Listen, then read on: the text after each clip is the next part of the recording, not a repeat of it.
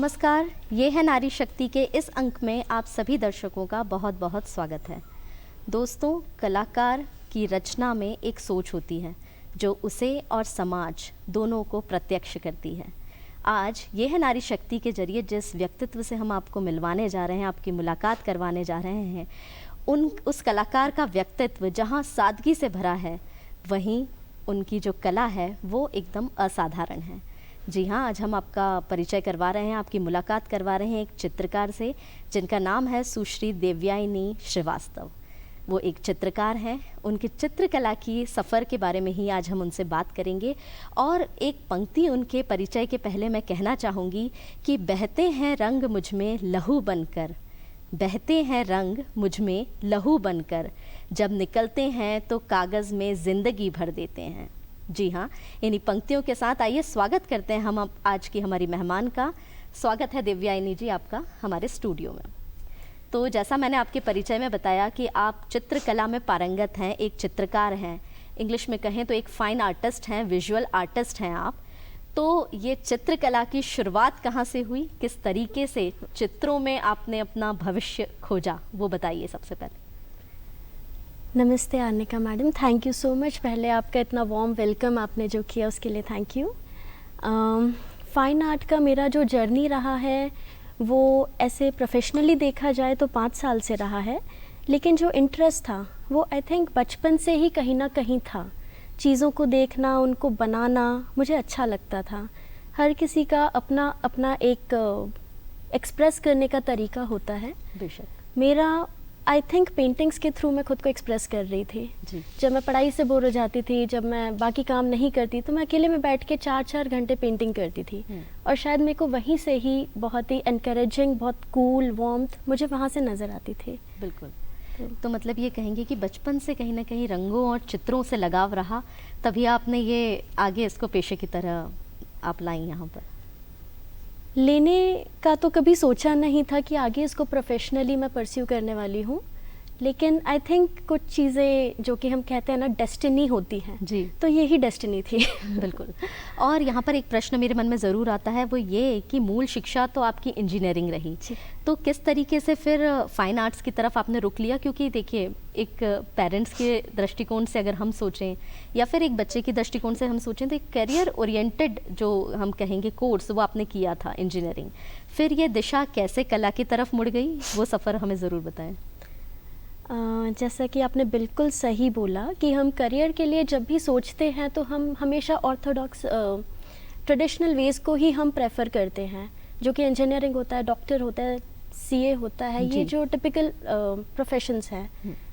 Parents ऐसा ही सोचते हैं, किया यही था मैंने भी, लेकिन कुछ चीज़ें हैं जो आप करते हो बट हो जाती हैं। तो फाइन आर्ट मेरे साथ हो गया। ये किया नहीं था, आगे इसके बारे में सोचा नहीं था। तो इंजीनियरिंग को परस्यू नहीं करते हुए आपने फाइन आर्ट्स की तरफ आप गई जी। तो इंजीनियरिंग की शिक्षा के बाद क्या आपने इसकी भी कोई मूलभूत शिक्षा ली है? इंजीनियरिंग के बाद पहले तो वो कुछ टाइम तक मैंने बैंकिंग का नौकरी किया था। जो सबका एक सोच होता है ट्रेडिशनल पाथ पे चलने का, वो मैंने भी चलने की कोशिश की, लेकिन एक सेटिस्फैक्शन मेरे अंदर नहीं आ रहा था। मुझे ऐसा लगता था कि शायद इससे ज़्यादा मैं कुछ कर सकती हूँ। खुद का एक्सप्रेशन नहीं था। एक ऑफिस का काम भी अच्छा था, ये नहीं बोल सकते कि वहाँ सीखने नहीं, वहाँ भी बहुत सीखने मिलता था, लेकिन फिर भी ये एक ऐसी चीज़ थी जिसने मुझे छोड़ा नहीं। तो आई थिंक इसके बाद भी जब मैं करती रही, फिर लगा कि इसमें भी कुछ कोविड का टाइम आ गया था तो कुछ परस्यू करने का सोचा, तो फिर मास्टर डिग्री इसमें करी। तो ये कुल मिला के आपने ये दिशा अपनी जो है वो कला की तरफ मोड़ी टेक्निकल एजुकेशन लेने के बाद। और देखिए, एक बात अगले प्रश्न के लिए कहना चाहूँगी कि जब इश्क हुआ है रंगों से तो सोचा उनकी ज़ुबां भी सीख लूँ, क्योंकि आखिर तस्वीरों में रंग भी तो बोलते हैं। तो अगला प्रश्न जो है, क्योंकि आपकी काफ़ी तस्वीरें भी हम यहाँ पर स्टूडियो में देख पा रहे हैं, तो रंगों की अगर हम बात करें या कलाकृतियों की बात करें तो क्या सोचकर वो कलाकृतियाँ आप बनाती हैं और रंगों का चुनाव किस तरीके से करती हैं? पहले तो ये जो पेंटिंग्स हैं, ये सारी पेंटिंग्स नहीं है मेरी जी। जो कुछ आ सकती थी वो यही है। तो रंगों की आपने जो बात कही, रंग आपके अंदर से खुद ही निकलते हैं। वो आपकी पर्सनालिटी का एक डायरेक्ट रिफ्लेक्शन होता है। मेरी कुछ पेंटिंग्स में रंग सटल होते हैं, कुछ पेंटिंग्स में बहुत ही वाइब्रेंट होते हैं। बिल्कुल। अब जैसे कि आप वो पेंटिंग देख सकते हैं जो कि बेड़ा घाट का है, म्यूरल पेंटिंग है। कुछ टाइम मेरा जबलपुर में रहना हुआ, तो वहाँ आसपास का जो नज़ारा था वो बेड़ा घाट का, और वहाँ की जो नेचुरल ब्यूटी है मार्बल रॉक्स की, तो वो मैंने पेंटिंग में उतारने की कोशिश की। मुझे नेचर, हमेशा से मैं नेचर में रही हूँ, फॉरेस्ट हाउस और ये सब मेरा रहा है, प्रोजेक्ट एरियाज़ में रही हूँ, तो वो चीज़ मेरी पेंटिंग्स में भी रिफ्लेक्ट होती है। लैंडस्केप्स आप देख सकते हैं, ग्रीन कलर का एक यूज़ है, वो आपका एक पर्सनालिटी रिफ्लेक्शन ही होता है कलर्स का। बिल्कुल बिल्कुल, ये चीज़ हम कहना चाहेंगे कि कलाकार कभी प्रकृति से अलग नहीं जा सकता, और वही चीज़ आपकी जो ये कलाकृतियाँ हैं, जो चित्र हैं, इनमें देखने के लिए मिल रहा है कि किस तरीके से प्रकृति से आपकी चित्र जो हैं वो ओतप्रोत हैं, उनसे काफ़ी इन्फ्लुएंस्ड आपकी पेंटिंग दिख रही हैं यहाँ पर। और जंगलों की, फूलों की, पत्तियों के बारे में भी हम यहाँ पर देख पा रहे हैं। और अगर हम यहाँ पर बात करें परिवार की, तो परिवार की क्या कुछ खास भूमिका रही? क्योंकि मैंने एक प्रश्न और पूछा था आपसे कि जब हम करियर की पसंद करते हैं, करियर चूज़ करते हैं कोई भी बच्चे, तो पेरेंट्स का एक झुकाव रहता है कि हमारा बच्चा उसी क्षेत्र में जाए जो कि थोड़ा पेइंग हो, जिससे हमें आय मिलती हो। तो इस क्षेत्र में जब आप आईं तो परिवार का कैसा साथ रहा, क्या भूमिका रही, और किस तरीके का योगदान आप मानती हैं कि आपके परिवारजनों का रहा आपके सफ़र में? आप आई थिंक कोई भी करियर चूज़ करते हैं, कुछ भी करते हैं, उसमें एक बहुत इम्पॉर्टेंट रोल आपकी फैमिली का रहता है। बिल्कुल।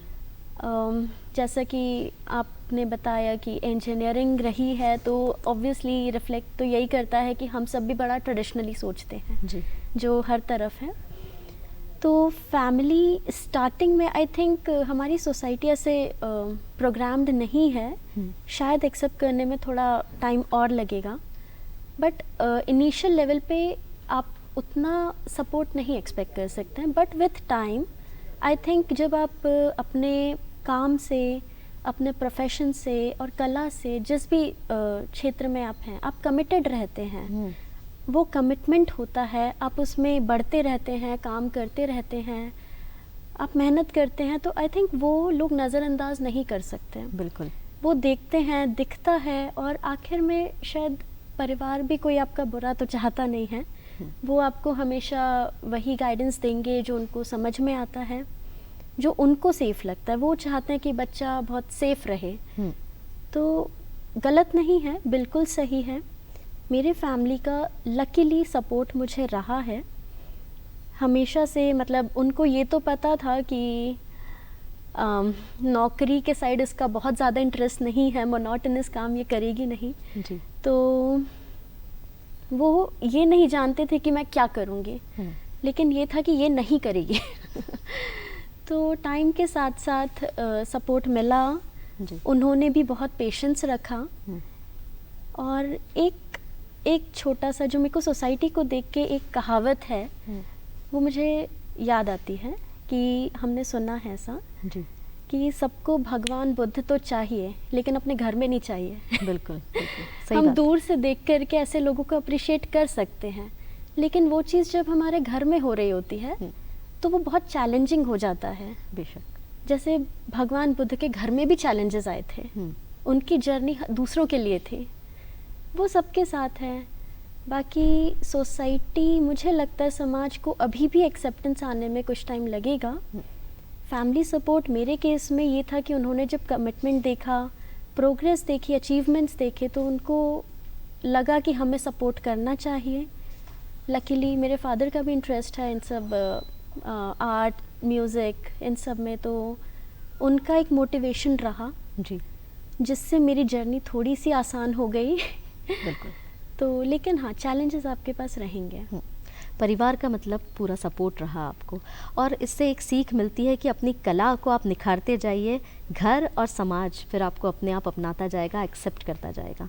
तो दिव्यानी जी, यहाँ पर जैसे कि आपके परिचय में मैं देख पा रही हूँ कि आप चित्रकला के अलावा भी कई रुचियाँ रखती हैं, तो वो क्या हैं, वो भी ज़रूर बताइए हमारे दर्शकों को। चित्रकला तो रुचि पहले हुआ करती थी, अब तो फिर वो प्रोफेशन ही हो गया।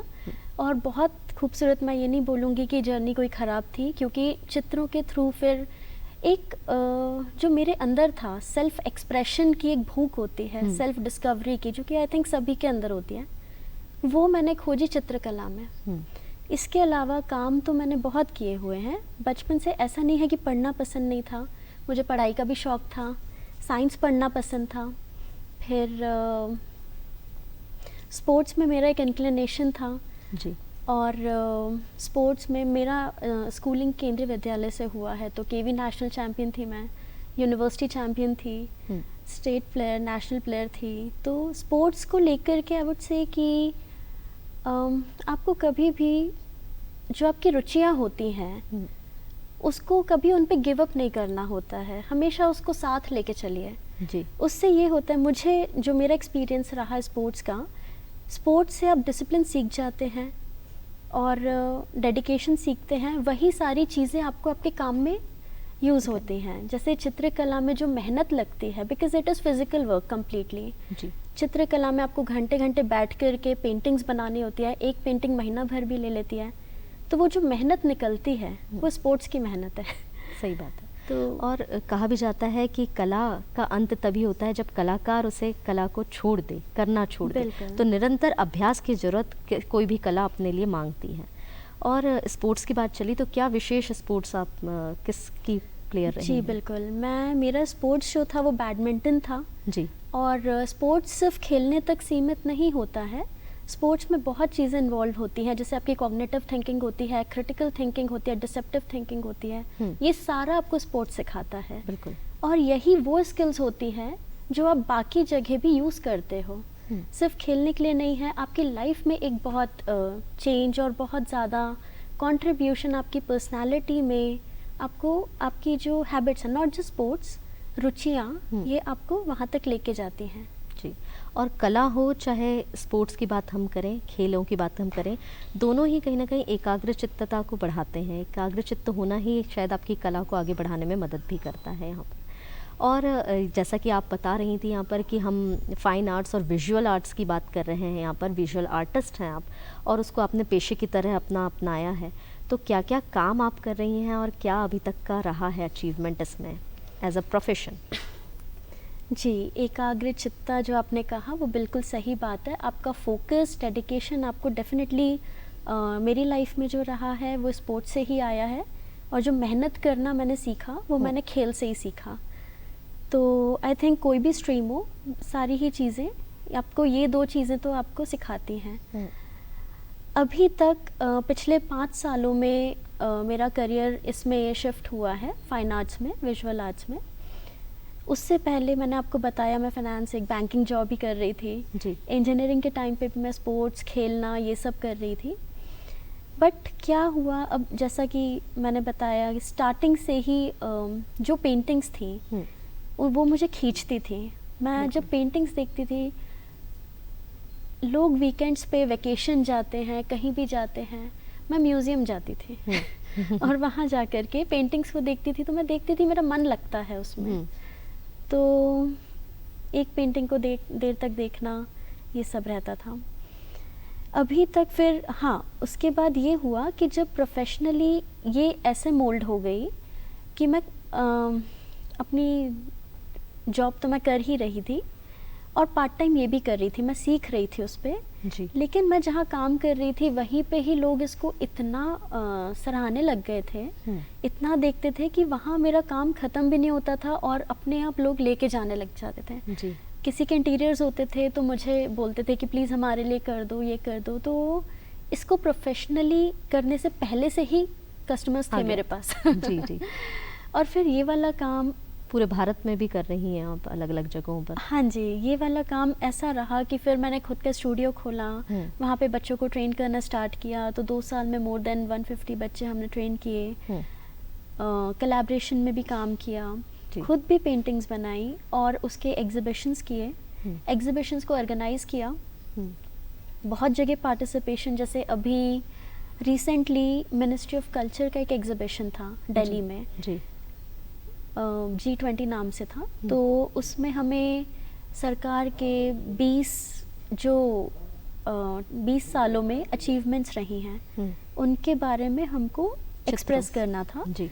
तो उस एग्जीबिशन में हमने काम किया। वो ललित कला अकेडमी में हुई थी, उससे पहले इंडिया आर्ट फेस्ट हुआ था।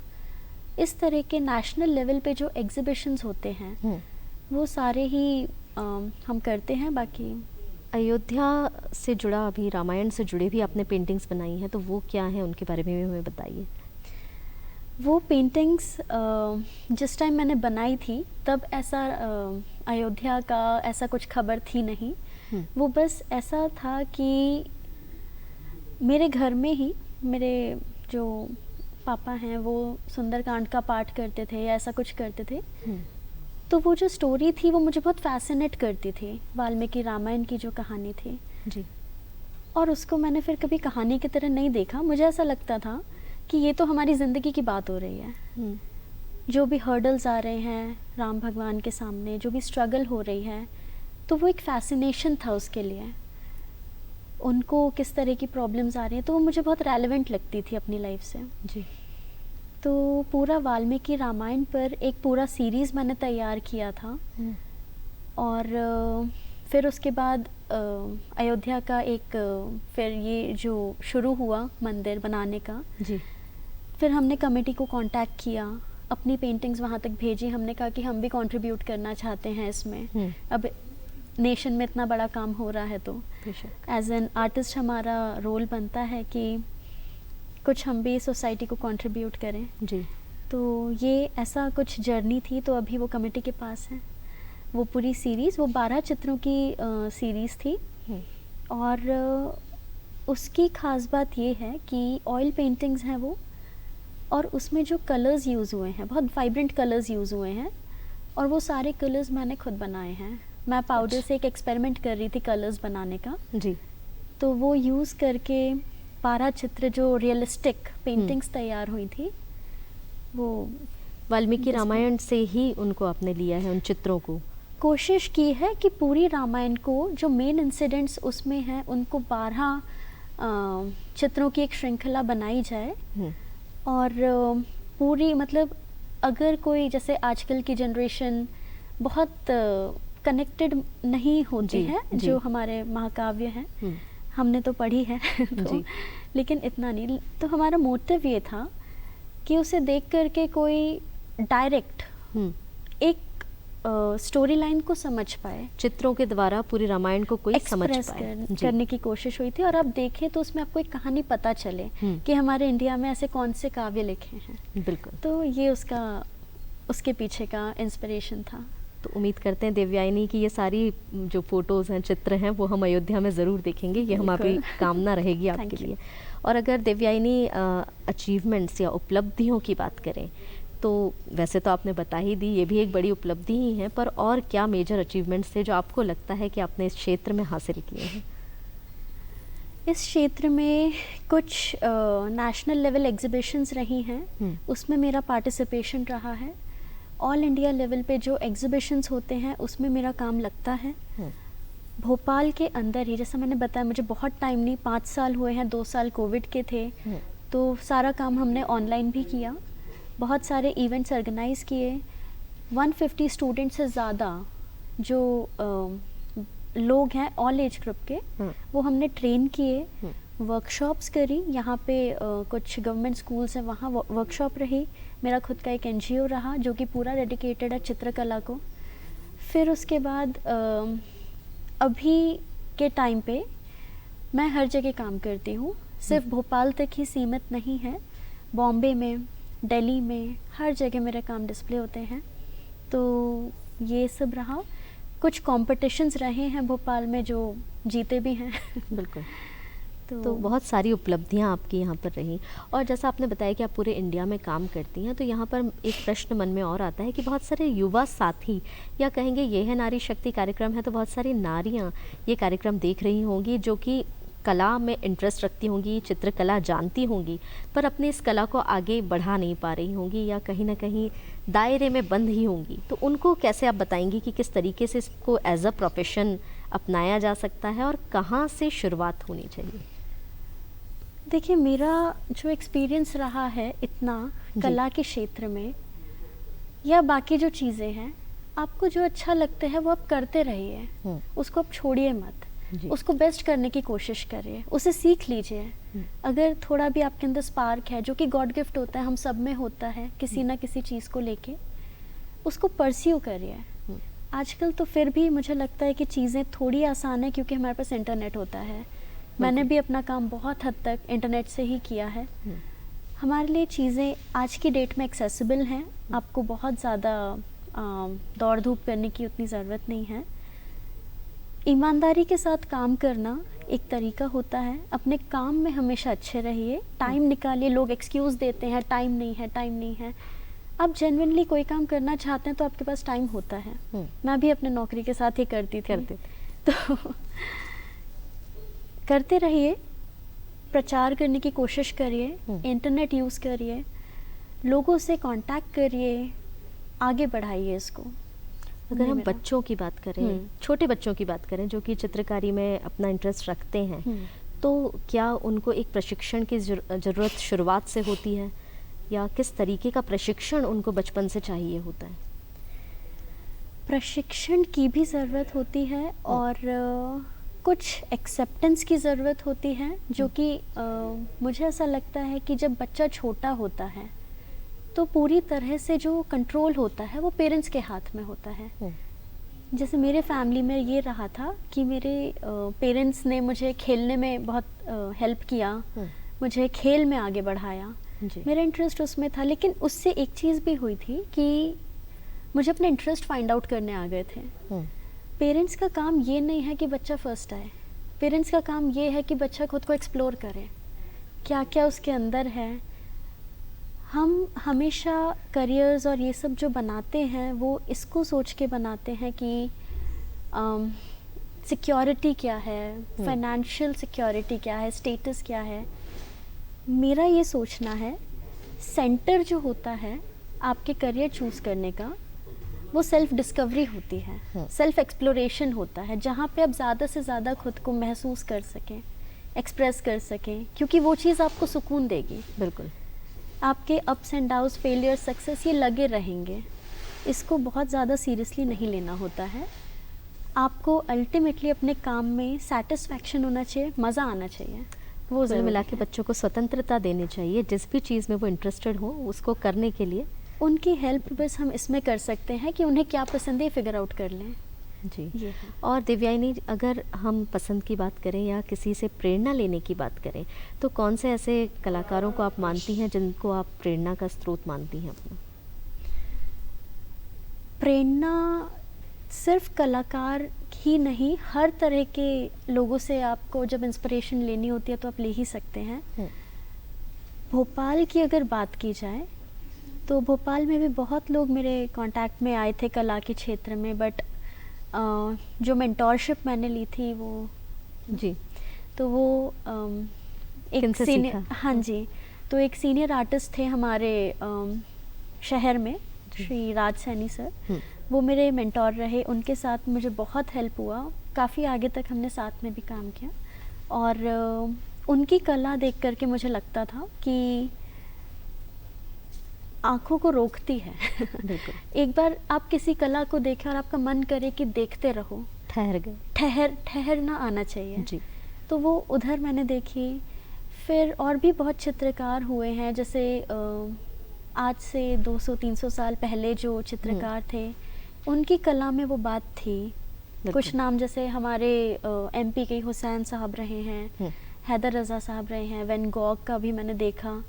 इन सब की कला में वो बात थी कि आपका जो माइंड है वो स्टॉप हो जाता है, बिल्कुल। तो बांध लेता है। तो कला का मोटिव वही था मेरे लिए। बिल्कुल।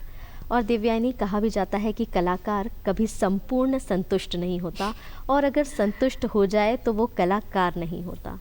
तो बहुत बहुत धन्यवाद। आज आप यहाँ पर आई स्टूडियो में और अपने चित्रकला से जुड़ी सारी बातें, सारा सफ़र आपने हमसे साझा किया। उम्मीद करते हैं दर्शकों को हमारा ये कार्यक्रम पसंद आया होगा। तो बहुत बहुत धन्यवाद, आपने अपनी यात्रा का हमें यहाँ पर संपूर्ण विवरण दिया। बहुत बहुत धन्यवाद। Thank you so much. दर्शकों, कैसा लगा आपको हमारा आज का कार्यक्रम, ज़रूर हमें बताइएगा। मिलते हैं ये है नारी शक्ति के अगले अंक में एक नए कलाकार, एक नए व्यक्तित्व से आपका परिचय करवाते हुए। धन्यवाद।